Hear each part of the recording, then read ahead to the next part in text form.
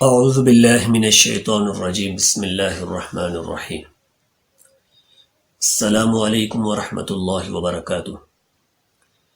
دین اسلام اور ہمارے بنیادی مسائل کے حوالے سے آج اس ٹاپک پہ ہم بات کریں گے، وہ ہے کہ اگر کوئی ایسا شخص معذور ہو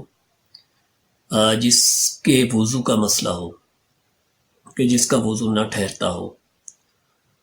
اس کی مختلف وجوہات ہو سکتی ہیں۔ اس میں ایک تو سلسل بول، یعنی جس کو چھوٹے پیشاب کی تکلیف ہو اور اس کو بار بار قطرے آنے کی وجہ سے اس کو وضو کرنے میں مسئلہ ہو، یا پھر اگر کوئی ایسا شخص ہے کہ جس کو گیس کا مسئلہ ہو، گیس کی بہت زیادہ تکلیف ہو اور اس وجہ سے اس کا وضو نہ ٹھہرتا ہو، یا پھر اگر وومنس کے حوالے سے دیکھا جائے، عورتوں کے حوالے سے، تو کسی ایسی بیماری کی وجہ سے اس میں جو ہے وہ مختلف وجوہات ہو سکتی ہیں جس کی وجہ سے ان کے وضو کا مسئلہ ہو،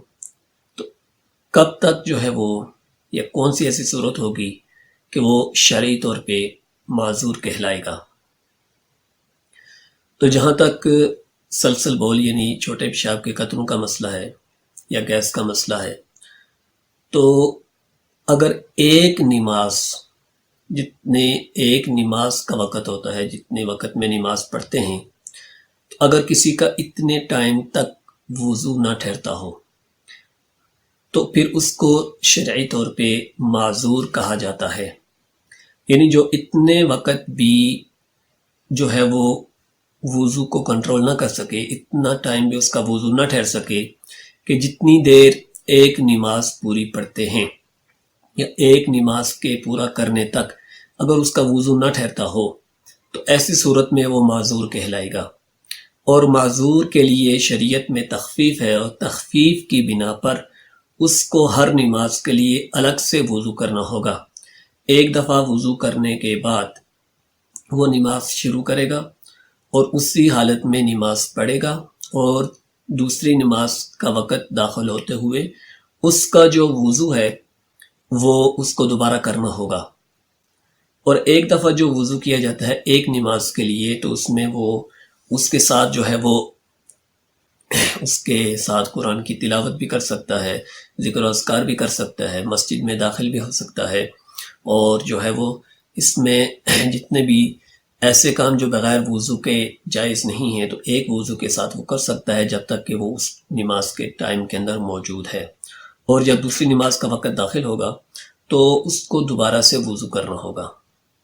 تو اس میں اگر کوئی شخص جو ہے اس کا وضو اتنی دیر ٹھہرتا ہے جتنی دیر ایک نماز پڑھ سکتے ہیں، تو پھر وہ شرعی لحاظ سے معذور نہیں کہلائے گا، شریعت میں پھر اس کو معذور نہیں کہا جائے گا، تو پھر وہ جو ہے معذور کے زمرے میں نہیں آئے گا۔ تو اس میں اگر کسی کو اتنا زیادہ مسئلہ ہے، اتنا زیادہ پرابلم ہے کہ وہ ایک نماز کے ٹائم تک، ایک نماز کے وقت تک اگر اس کا وضو نہ ٹھہرتا ہو، تو پھر وہ شرعی طور پہ معذور کہلائے گا، اور پھر معذور کے احکام اس پہ لاگو ہوں گے، اور پھر وہ ایک نماز کے وقت وضو کر کے اسی حالت میں نماز پڑھے گا، اور پھر دوسری نماز کے لیے جو ہے وہ نیا وضو کرے گا،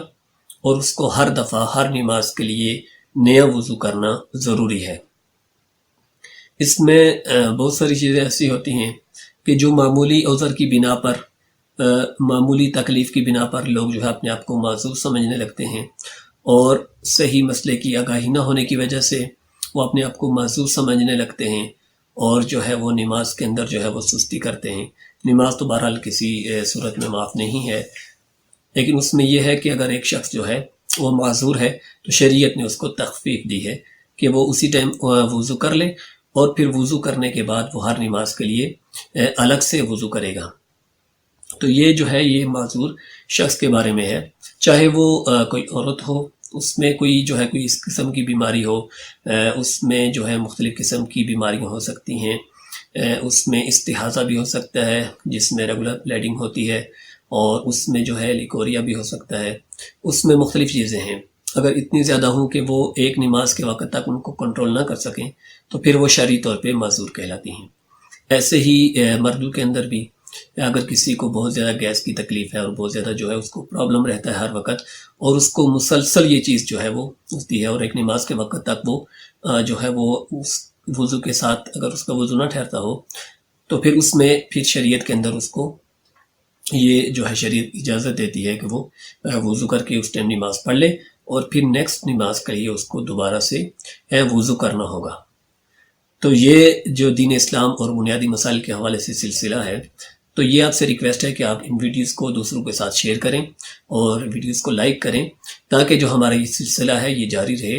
اور جتنا آپ شیئر کریں گے تو آپ کو بھی اس کا اتنا ہی ثواب ملے گا۔ ملتے ہیں نیکسٹ ویڈیو میں نیکسٹ ٹاپک کے ساتھ۔ اللہ حافظ۔